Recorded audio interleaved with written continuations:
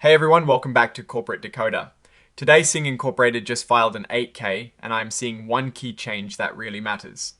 Quick note, this is not financial advice, just my take on public filings for educational purposes. The company is cutting a top executive role, and the timing is quite interesting given their market situation. Alright, let's get into what is happening at Cingulate Incorporated. The big news here is the elimination of the Chief Legal Officer position. Mr. Nilay Patel will no longer be an officer of the company effective the 3rd of August. This is being called a termination without cause, meaning he will be leaving with some benefits based on his contract. The company also stated they do not plan to hire anyone to replace him. This decision was made on the 17th of July, a date that seems significant. Now, let's quickly touch on the shares themselves. Cingulate has common stock trading under the symbol CING on the Nasdaq Capital Market.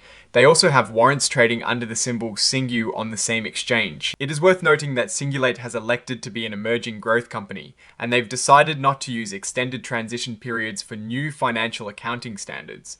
This essentially means they'll be keeping up with the latest accounting rules as they come out. There are a few checkboxes here indicating if this filing is related to specific communications rules, but for our purposes today, they don't present any immediate red flags or direct insights into the company's operations or financial health. The report is signed by Shane J. Schaffer, the Chief Executive Officer, dated the 23rd of July, 2026. Now, let's talk about the bigger picture at Cingulate. When we look at the news, there has been continued pressure on their warrants, with shares testing very low penny stock levels. Just in June, headlines pointed to CINGW warrants facing continued pressure and narrowing to key levels.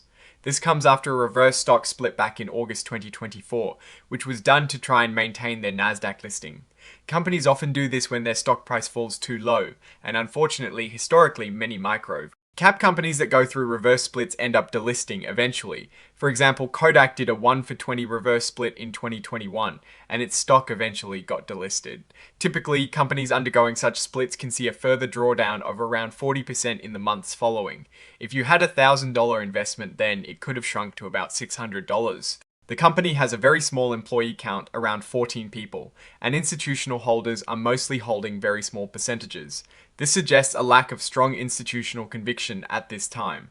The elimination of the Chief Legal Officer role, while perhaps a cost-saving measure, could also signal a shift in priorities or perhaps a streamlining of operations under more direct executive control, given the company's previous actions to maintain its listing and the general market sentiment around the stock and its warrants.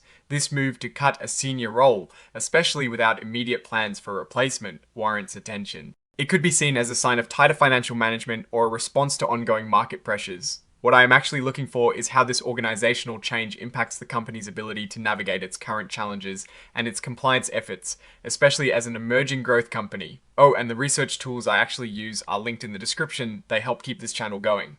That is my take. Stay decoded. If you found this analysis helpful, please like, subscribe, and join our Discord community for more insights.